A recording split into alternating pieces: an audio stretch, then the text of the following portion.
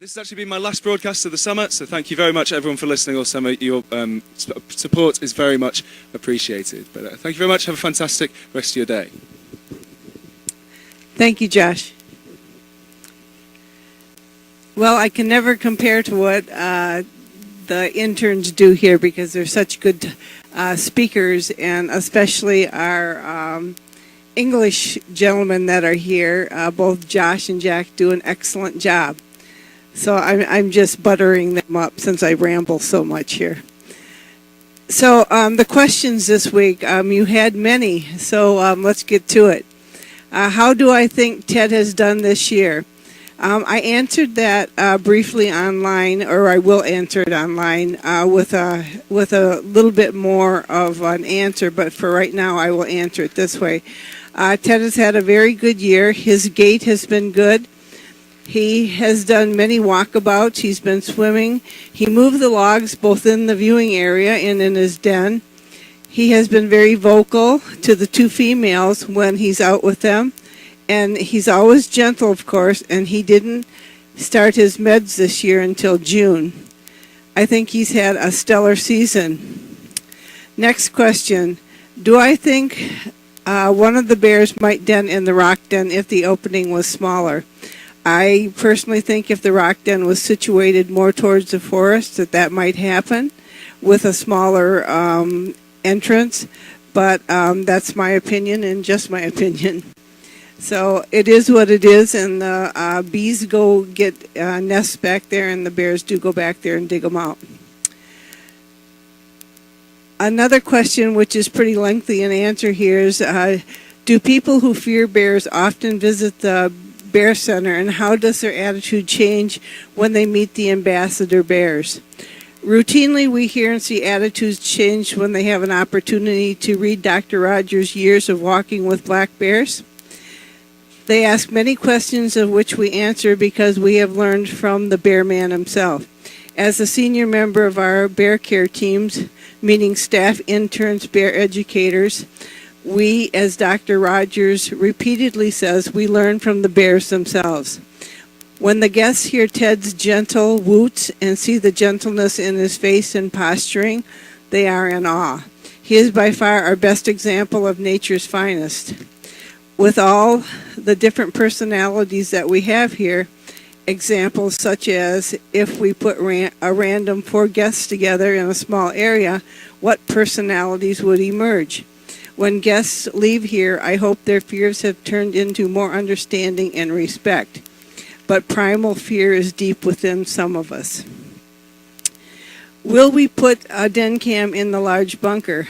The stationary one will be up and running as it is now. No plans, as far as I know, for a den cam. Is it common for bears to den together? Wild bears have choices in the wild and bigger territories. Here we have 2.5 acres. The knowledge, other than Hope and Lily denning together when she was a little older, we don't have that information right now. But Lucky and Holly do den together. Lucky's reluctant, but Holly moved in, and that's that. Will Ted den earlier than mid-November? It's possible, but he'll probably be fed till at least the end of the first week. We'll see what happens. If you were an ABC bear, where would you den? That's a silly question, but I would pick the large bunker with Lucky. It seems most fitting. It's deep, lots of straw in there, and we'd have the big boy to keep us warm. How do I determine the appropriate weight for the bears to achieve prior to hibernation? I've watched the wild bears at the WRI through the many seasons and their weights for different ages.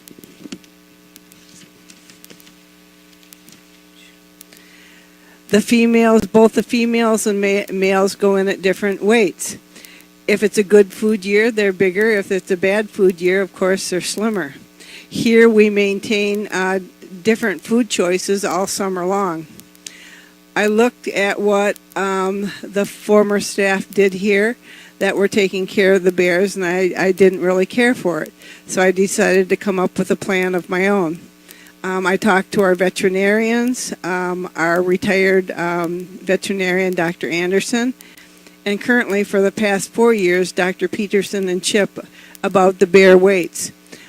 Every year I discuss with our veterinarians the diet plan for the spring, the summer, and fall transition. I adjust each to a goal weight by the end of September, such as Ted's weight should be within the 600s or more, but no more than 700, Tasha and Holly in the 300s, Lucky in the 500s. That is my 2018 plan. Another question which sent us into looking at some different areas because Dr. Rogers didn't quite know the answer, so he consulted Dr. Anderson again, our retired veterinarian. Do bears have tonsils? According to Dr. Anderson, yes, they do, as most mammals do. Do I have a favorite memory for 2018?